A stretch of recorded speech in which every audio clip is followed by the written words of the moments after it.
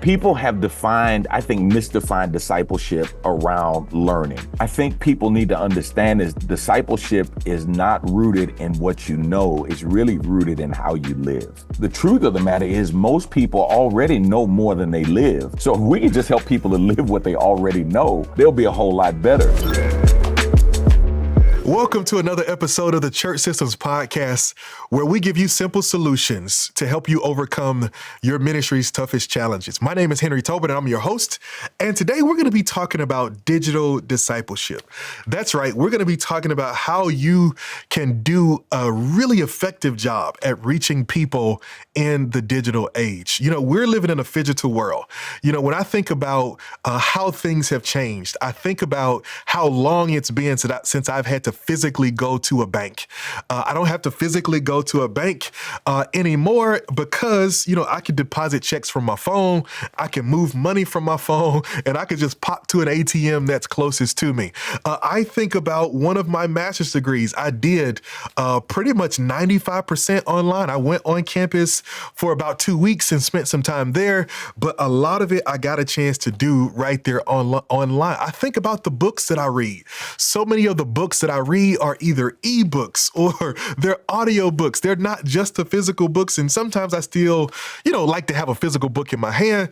But my point is this: I think about how much things have changed. I'll even be willing to confess to you that I buy groceries online. Please don't judge me. I'm just confessing and telling the truth. I go online, I order my groceries, and somebody shows up outside with the groceries at the door, and I never had to leave my house.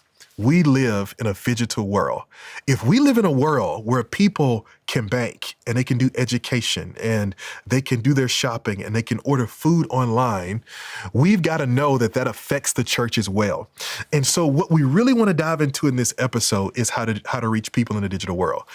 Is your church struggling with that? Is your church struggling to know, what do I do with our website? And what do we do with our social media pages? There's so many different platforms. You've got Facebook and YouTube and Instagram and Twitter or X, and you've got Snapchat and TikTok and all these weird dances that people, what do we do with all of this? Well, we're going to help you with that because there is a way that you can leverage social media to really, really expand the kingdom of God and really be able to serve the people that God has called you to.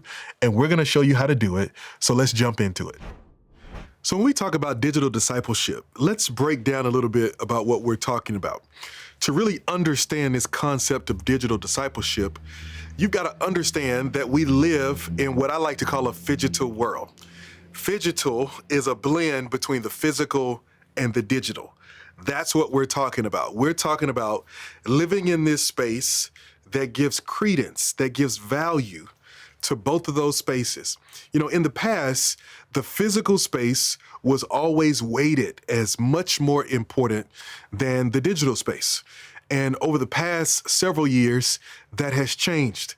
Those two things have come on more of an even territory as people do more and more things in the digital space. And so with digital discipleship, really what we're describing is the idea of leveraging online platforms, these things, technology, these things in the digital space, to really make disciples and grow people in their faith. And so as we take that understanding of digital discipleship, I think it's important for us to understand that while there are some things that happen in the physical space that cannot be replaced in a digital space, there are a ton of things that we can do in the digital space in order to free up time and energy and allow us to really engage more people for the sake of expanding the kingdom, all right? So when we talk about this, let's dive into this some more because I believe that there's so much here that is going to add value to you in this episode. So I really want you to lock in, take some good notes as we get here, all right? So let me start by recognizing some of the challenges. I know that many churches are having challenges when it comes to digital engagement. Maybe you're posting on social media and it's not getting responses. Maybe you're doing stuff online and people aren't participating as much as they once did. During the pandemic, almost everybody saw a huge uptick and their numbers really skyrocket in the digital space, and maybe you're struggling with that now.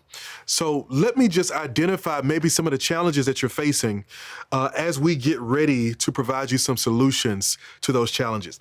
Number one, you may be facing the challenge of limited reach, meaning that you're struggling to really reach people beyond the people you already have.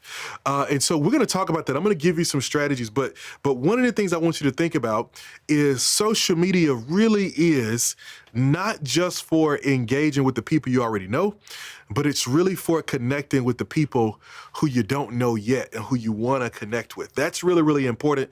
But one of the things you may be struggling with is just your stuff isn't getting reached. Another issue might be low engagement. You know, you're doing this stuff and you're doing stuff online, but people aren't really engaged. And even if they engage a little bit, you know, you aren't getting comments, you aren't getting likes, you aren't getting shares, and those things are coming down.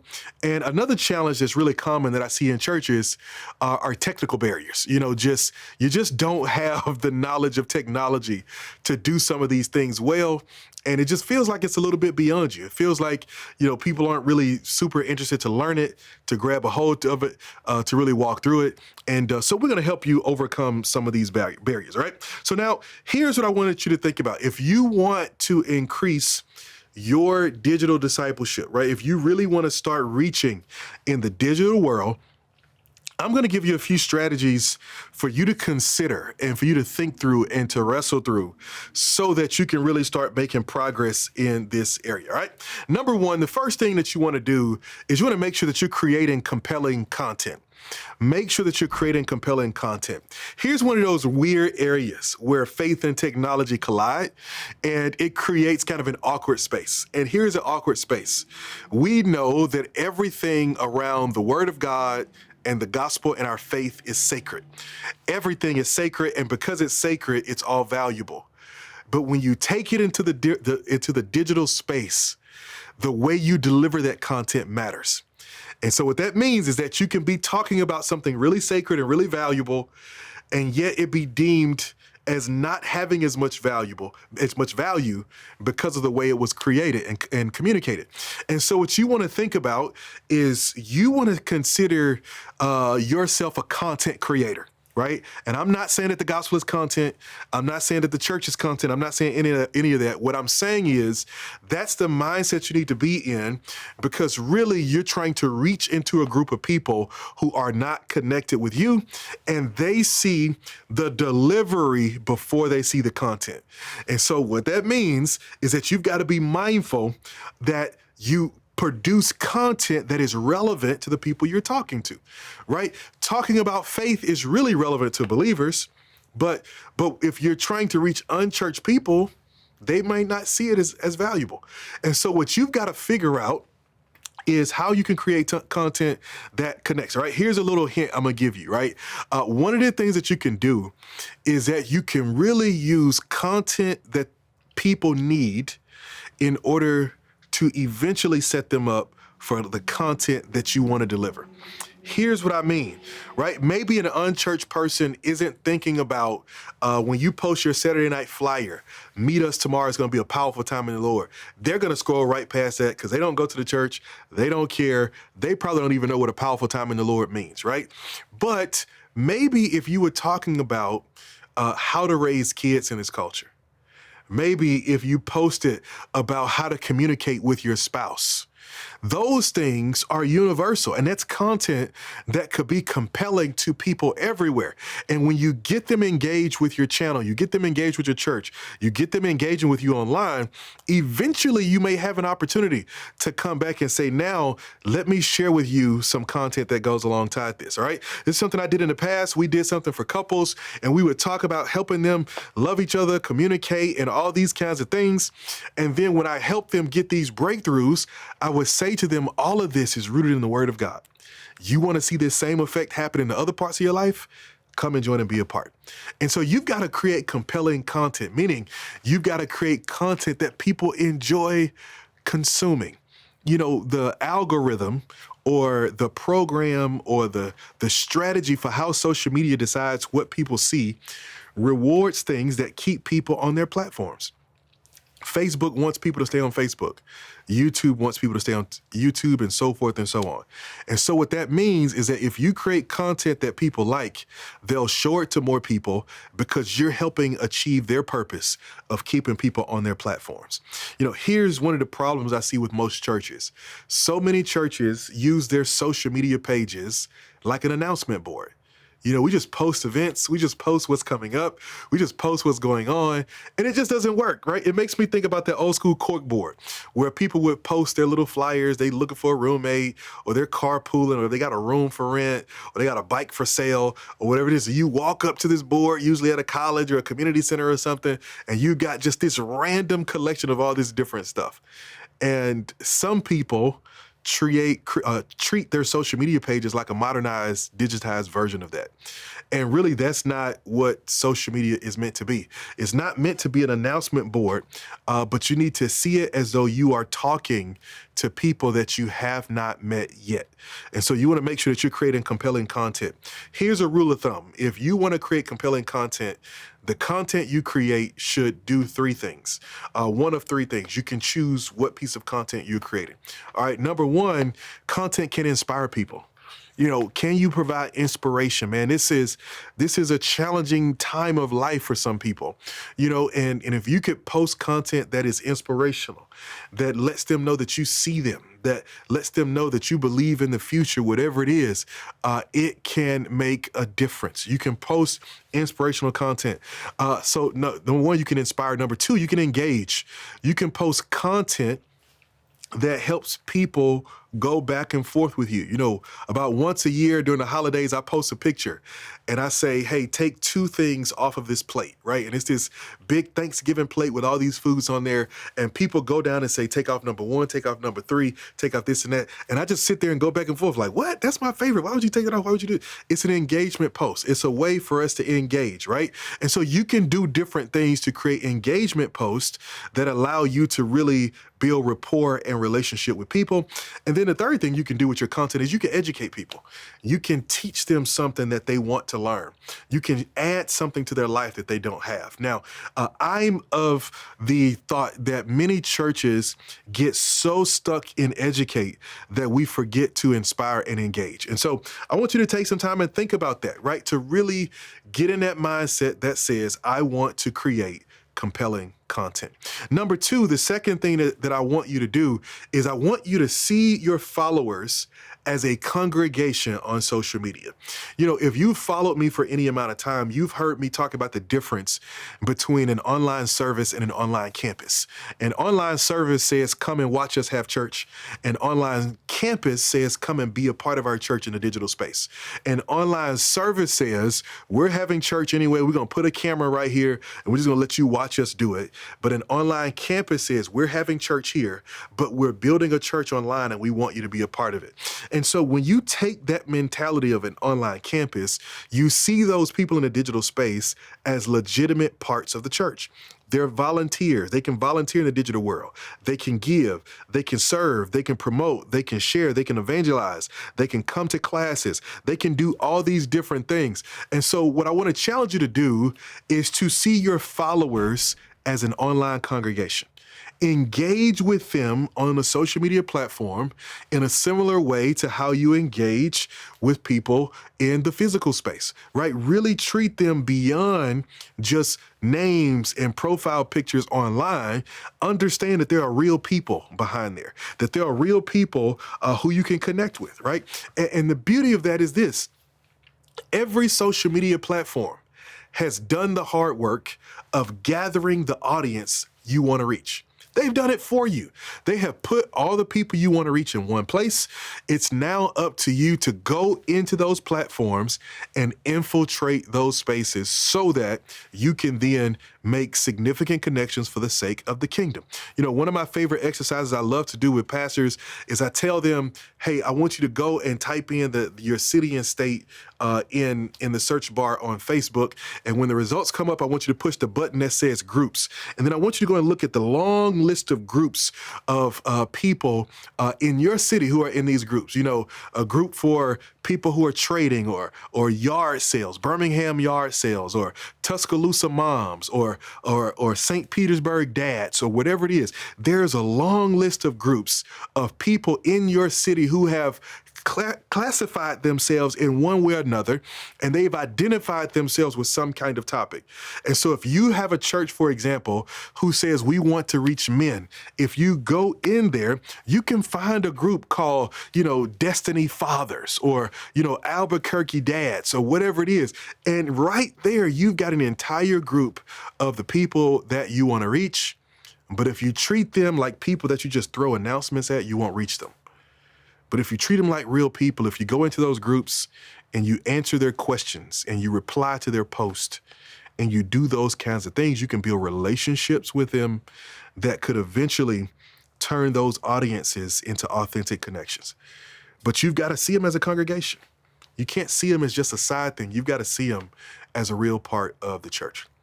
Number 3, you want to enhance your digital discipleship. You should offer online programs. You should provide Bible studies, small groups, prayer groups, virtual gatherings, classes, all of these things in the digital space. Here's why you should do that. The internet is open 24/7. I don't know if you know this or not, right? But I have had the misfortune of being awake at 2, 3, 4, 7 in the morning, and I'm telling you, the internet is always open. And because the internet is always open, juxtapose that to the fact that the church is not. That the doors of the church, theoretically speaking, are always open. People can always come into it, but the physical church building is not always open. As a matter of fact, the average church uses their building 1, maybe 2 days a week. The rest of the time, it sits vacant. And so if you could bring those two together, you could leverage the digital space so that your church is also open 24/7 because it's offering things that are always available. You can wreck your brain and you can waste so much time waiting to do things where you can get everybody in the same place at the same time. And it's always going to miss some people because there are going to be some people who have to work. There are going to be some people who can't come. There's just going to be some time slots that won't work. But if you offer online programs, you can create these, what we call evergreen programs that are always available, that they're always there. So that people can do them on their schedule. What we call digital discipleship is a 4-session new members class that we build for the members of our church systems boot camp. And in that class, one of the things that's so beautiful about it is that people can join the church 24 hours a day, 7 days a week, 12 months a year. And we do that because it's open 24/7. So now somebody, when we look at a graduation class who comes through the digital discipleship courses that we build, one of those people did it by sitting at their desks, for 4 straight hours one Saturday morning. Another person did it by watching videos on their lunch break while they were at work. Another person who's a truck driver did it by listening to the content as they drove from one city to the next. However they got there, eventually it culminates in one group of people joining the church and becoming a part of our family because we had stuff open 24/7. You want to create ways for people to engage with the church on their schedules. If you're not careful, your scheduling will eliminate and disqualify some people from being a part because it just doesn't fit where they are in the season of their lives. And so by leveraging this in this time, in this space where people are working an average of 2.3 jobs to make ends meet, and people are constantly having to piece together how they can do the best that they can to make sure they keep things together, I think it's highly valuable and important to take a moment and to say, how can we create this online? Leverage the digital space, offer digital community, different digital spaces for people to be a part of, right? Number 4, and I want to really deal with you personally on this one, is I want to challenge you to commit to learning new digital tools. I want to challenge you to commit to learning new digital tools. I want you to leverage all these different digital tools. Over the past couple of years, man, technology is moving at breakneck pace. Like there are so many tools available now that change everything. And here's what I believe about technology. The right kind of software is actually a staff person. The right software is a staff person. So if you get a software that can do a job, it can actually do the work, some of the work that a person could do. The only difference is it's going to require less attention. It's going to require no vacation days. It's going to require no time off, and it's going to show up and it's going to do its job consistently and not break, right? And so I don't believe that every person should be replaced by technology. But what I am saying is, for things that you need to do in places where you don't have a person for it, there are tools out there that can do it for you.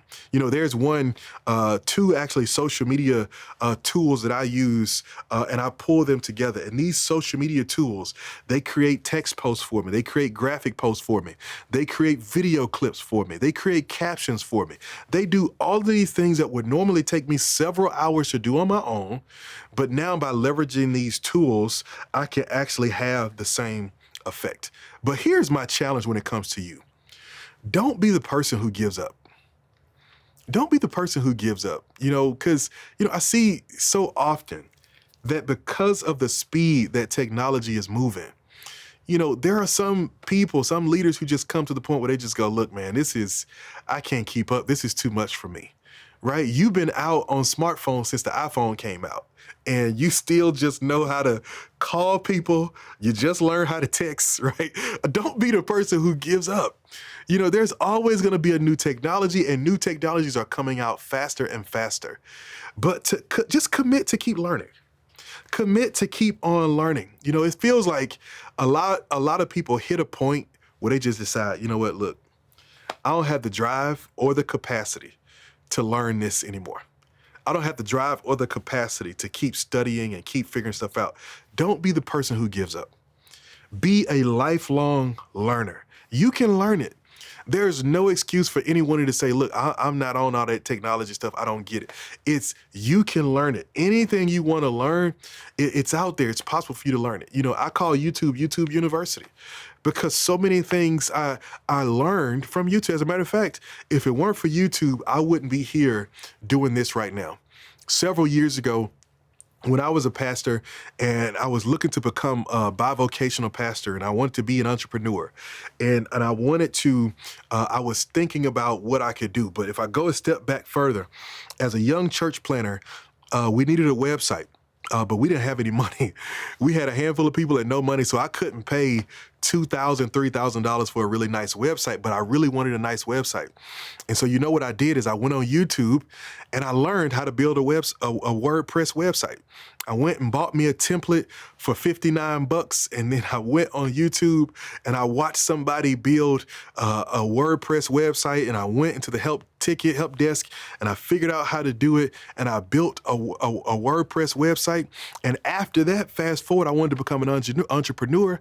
I said, you know what, I can build websites. And so I went in and I started building websites for other churches. That was the first time I ever tried to start a church consulting company. And it lasted for about a year and a half. I went through about 4 or 5 partners. And eventually I knew I was going to have to start over. But eventually I did. And it all started because I wanted to keep learning. There was something that our church needed, and I just wasn't willing to sit on the sidelines and say, we can't do it. I locked myself in the church one night and I sat there until I did it. And the beautiful thing about it is that when I adopted that mindset for myself, it changed how I led other people. I remember that one of the time that our church made the transition where we started producing really high quality videos in our church plant, is there was a young man who told me he wanted to be a film producer, and he wanted to go to film school in Los Angeles after he finished college. At this time, he was just a sophomore in college, and he told me he wanted to be there. And I asked him, I said, if you had it, what program would you use? He told me what program he would use. And so I went and I spent $500 and I bought that program and I put it on the computer at the church, and I called him. I said, hey man, come to the church. I got something for you. And he came over to the church and I said, check this out. And his jaw dropped when he saw that I had purchased a program for him. And I said this to him, and please don't report me. I wouldn't do this today. I'm just telling you what I did back then. I said to him, I'm about to go and I'm about to lock you in this church. You got snacks, you got water, you got bathrooms, you can use my office, you can take a nap, you do what you want to do. I'll be back in the morning and I want you to show me what you got. and I left. And I went home and I came back the next day at about 8 in the morning, and he was wired. He was as excited as he was the night I left him before, because he had learned the software, he had learned how to use it. And for the first time, he produced a video that we could really be proud of sharing across social media. Here's my point. You've got to stay in the posture of a learner, because when you stay in the posture of a learner, you then can challenge your people to do the same thing. I see this too often. When the leader stops learning, the people do too. When the leader stops learning, the people do too. So you want to make sure that you don't become the person who quits, but you keep on learning. Keep learning those new things. Learn a little bit now. Even with some of the things that we're doing, I'm constantly taking more classes and courses and learning how to get better at what it is I'm called to do. Last but not least, after you do all of that, here's another really important step that's going to help you continue to develop the digital discipleship in your church. And that is, you've got to study the data. You've got to study the data. Data is so important in these days. There was some who would say data is king. Some people say content is king. Some people say data. But man, listen, you've got to know the numbers. You've got to really take time to look at it, because, sometimes social media goes so far beyond just likes and follows and things of that nature. You got to know the metrics that really matter based on what you're doing. And so you want to study the data, track your online engagement. Did you know that there are tools that you can use that will track the people who engage with your website? It'll show you where they came from. It'll show you sometimes the city and the states they live in, all these different things. And did you know that if you wanted to run ads, Facebook or YouTube ads, you can run ads to every person who looked at your website for even 1 second? Did you know you can do that? A part of it is leveraging the data. It's how you take the information and figure out what to do with it. Every great decision needs the right information. And so you've got to make sure that you have the right information, that your team has the right information. And so what you want to do is you want to take time to study the data so you can see the real possibility for digital ministry impact. I set on this journey at the beginning of the year to see if I could get 1 million views in 90 days. I wanted to see across all of my social media platforms if I can get 1 million views. And I started that journey because a company reached out to me and they said, hey, we can help you get 1 million views in 90 days. Here's how much it's going to cost. Here's what we're going to do, and so on and so on. When they told me what they were going to do, I wasn't convinced, right? Because I thought, what you're saying, it doesn't sound, real complicated. It doesn't sound like this. I just don't see how it's going to work. But they made that pitch, and I said, here's what I'm going to do. I said, I'm going to try to do it myself. If me and my team can't do it, I said, I'll come back to you, right? I just wanted to try it, because at the time I wasn't really, it wasn't something that was really on my radar. So I tried it, and we went out there and we created videos and clips and we spread them. And we didn't hit our goal, but we got really, really close. We got really, really close. And what it did to me is it showed me the impact that we could have in the digital space if we just remain consistent. If we just stayed consistent with creating good content and connecting with people and things of that nature, I learned that it was possible for us to reach further than we've ever reached before. And so what I'm saying to you is, if you want to reach in this digital world, and I want you to understand that the digital world isn't going away, we're actually just going to lean further into it. Imagine the person who saw the first automobile and thought, oh, we'll be back walking again in 2 weeks. We'll go back. By the people that get tired of these things called automobiles or cars or whatever Ford got going on, and we'll be back to walking everywhere we go in just a little while. Imagine the people who thought that, and imagine what they would think if they saw the world today, where not only did we not go back to walking, but the vast majority of the population has some kind of motor vehicle to help them get around. Well, I'm telling you right now, the same is true when it comes to technology and when it comes to the church. Is that I think there were some things that will always be physically focused, but the future is really going to evolve and it's going to move forward in the favor of churches who learn how to take advantage of the opportunity that technology gives us. You know, Jesus says, "Go ye therefore." He tells us to go out into the world, to go and infiltrate these different people groups for the purpose of introducing people to him, raising people up in him, and sending people on ministry with him. Well, guess what? That scripture can be applied to the digital space. The digital space allows us to go, it allows us to develop, and it allows us to empower people for the sake of the gospel. Don't take my word for it. Check out this conversation about some other cool things that you can do with digital discipleship. So what I'm hoping that you're seeing is that the digital space gives us an opportunity to make disciples at a greater capacity. And as we talk about this, I don't want it to just be an idea, but I want to introduce you to somebody who's doing this in real time. I want to share with you somebody who is really serious about this, and they're doing it in a real way. I want to introduce you to Pastor DZ Cofield. What's up, Pastor? How are you? What's going on, man? How you doing, Henry? Man, I'm doing great. So much for joining us and being here. Man, we started working together just a few months back, and I've had a chance to dive into your culture, man. And like, you guys have the most discipleship-centered culture I've ever seen. One of the things I've loved to hear from you is how are you integrating the digital into the discipleship culture of your church? Yeah, so I think for us, man, first let me say, man, I really appreciate this time and the opportunity to share with those who are part of your network. For me, it was a real shift that needed to take place first in person and then transfer that to the digital space, because I'm a firm believer you cannot export what you haven't imported. So if you're not discipling in person, it's really hard to say, okay, now all of a sudden I'm going to, start discipling on the digital space. And the other thing was really defining what true biblical discipleship is. Our conversations, even preceding us coming together and working together, people have defined, I think, misdefined discipleship around learning and around the transference of information and classes. And so we've got, programs, and I've churches, been on staff at churches where they had almost mini Bible colleges, and they considered themselves, the disciplers of people. And what I think people need to understand is that discipleship is not rooted in what you know, it's really rooted in how you live.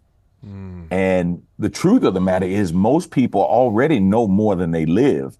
So if we can just help people to live what they already know, they'll be a whole lot better. And so for us, it was, let's shift from a program of discipleship to our culture. So everything that we do is tied to discipleship. And I remember when you came to our church, you said, hey, man, the folk that picked me up in the car were talking about, rooted and grounded, right? They were talking about the discipleship culture. And that's because we wanted to really be who we are. Once we established that, then we said, hey, how do we do this on the digital platform? And so, I'm excited because right now we're discipling people around 18 different states, 4 different countries, including the US. And when I say discipleship, there's a difference between streaming a church service and having an online church. And for us, online church means that we are facilitating discipleship, our 7 key rhythms. We transfer to people. We actually hold them accountable to make sure that they are loving God and other people, that they are learning the word of God, the principles and precepts of God's word. But here's the key. We make sure that they're living out these principles on a consistent and regular basis. And then we challenge them to lead other people to get into the process. So now they are not only being discipled, but we're challenging them to make disciples. And so we're right at now a little over 10% of the people who we are discipling have moved to that next level and are now discipling other people. Our growth has been tremendous. 42% of our growth has been conversion growth. So we've just seen God doing some amazing things as we have biblically defined discipleship, and now have seen that a big part of that definition is helping people to live it out. Pull them out. Man, that's phenomenal. And listen, I've seen it with my own eyes. I come on site and just really see what's happening. And there's something really cool that we're working together on, and that's the virtual prayer room. You know, you talk about this, the difference between an online service and an online campus. I believe a campus goes beyond saying watching us have church. It goes into come and be a part of the church. And with this virtual prayer room, this is going to be a vehicle and a tool to help you all do that. Talk a little bit about as we walk through training, as we prepare to launch this virtual prayer room that's going to allow your team to pray with people face to face all over the world. Yeah, I tell you what, man, one of the things I love about my relationship with is I really feel an iron sharpening iron kind of piece.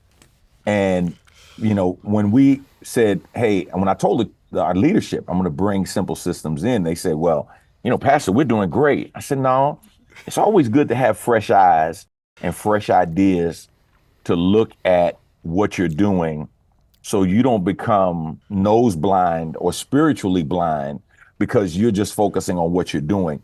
When you came in and talked about that virtual prayer room, I was like, whoa, wait a minute, hold up. Because we have been so committed and leaning into the digital space. But again, we said, how do we take now this digital discipleship to the next level? And so when you brought that to the space, it was like, holy cow. Okay, now we can actually pray with people face to face. We're already discipling them face to face, but now as part of our missional outreach, before we establish a missional outpost, right? That missional outreach, it's like, man, we can pray with people, we can interact with them, which not only now gives us an opportunity to challenge them spiritually face to face, but also challenge ourselves.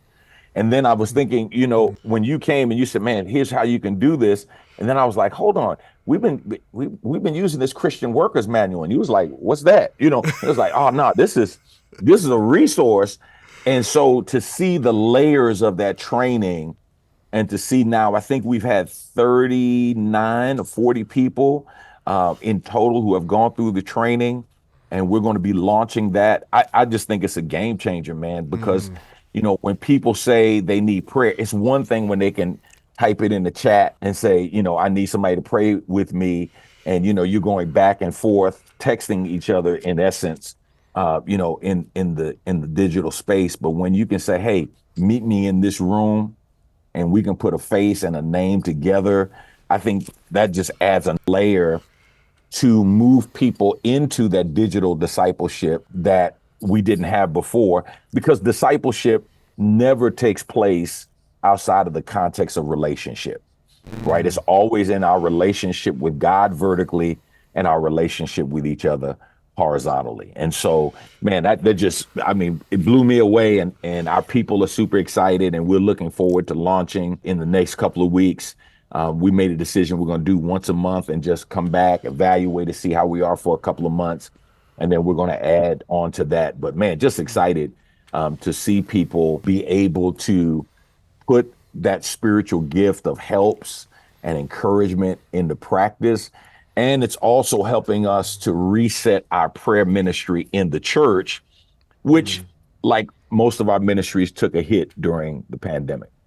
That's awesome. And, you know, one of the things I love as we've been walking through the training is I love watching how excited the people are to be a part of this, right? They're so excited to have an opportunity to make a difference this way. And I think that is absolutely phenomenal. Listen, if you guys can't tell, Pastor Cofield is a consultant in his own right. And I can pretty much guarantee you're going to see more of him as we kind of walk through it. And so thank you, Pastor Cofield, so much for just our partnership, our friendship, but also just for coming on and sharing. I know it's been a blessing to so many leaders. Listen, I want you to understand that there is an opportunity that the digital space provides to us in ministry, not been available to any other generation before us. But I'm telling you, it's not going to go away. It's going to increase in frequency. Take the next step and to really enrich the discipleship in person so that you can begin to spread it out. And here's one of the ways that you can do that. So to summarize this episode, if you really want to embrace digital discipleship, one of the things that you've got to do is you've got to start rethinking how you can do the things that you're accustomed to doing in person, how you can do them in the digital space, how you can encourage people, how you can educate people, how you can inspire people, how you can connect people. You've got to start thinking about how you can do all of those things in the digital space. And I'm telling you, if you're just getting started with it, or if you're trying to take it to the next level, it is an investment that is well worth it. I promise you, the return will be greater than you expect. If you want some help with this, all you got to do is reach out to us. You can go and look at our website, getchurchsystems.com.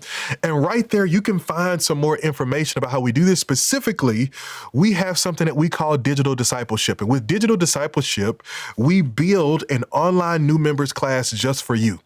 This class is multifaceted. It is a new believers class for a person who's just coming into the faith. It is a refresher for somebody who really wants to be re-inspired and reinvigorated in their faith. And then it is also a real onboarding for somebody who wants to be a part of the church and really wants to understand what that means. So our team is ready and willing to build that course for you. It usually takes us about 2 weeks or so, but we can build that course. We'll take your information, customize it, build you a course, a workbook, and everything in between, even landing pages to go with it, where you and people can really start connecting with you. And you can have people joining the church and coming to know Jesus 24/7. It never sleeps. That's the beauty of technology, is that technology, if you set it and you set it up right, for the most part, you can set it and allow it to do what it does, and it just keeps on going. It doesn't take sick days. It doesn't take vacations. It just does what it was created to do. So we'd love to come alongside you and help you do that. Can you imagine what it would be like if people in your community were able to join your church and to learn what it means to be a part of your church 24 hours a day, 7 days a week? Well, we want to help you see that become a reality. All right. So I want you to stay tuned in, because I'm super excited for next week. We're really going to be helping you out as we talk about expansion. We're really going to be diving into our next episode. We're going to be talking about breaking chains. You know, there are some mindsets that need to be shifted in order for you and your church to go where God wants you to go. It's been my experience that it's not just that you don't have enough money. It's not just you don't have enough people. The question is, do you have enough faith? And do you have the right mindset to go where God might want you to go? And so I'm going to help you with it. I'm going to show you how you can make sure your mindset is right, but also I'm going to show you how to challenge the mindsets of the leaders on your team to really get them to think outside of the box. All right. Listen, I hope this episode was a blessing. I look forward to seeing you in our next one. Until next time, keep the gears turning. Peace.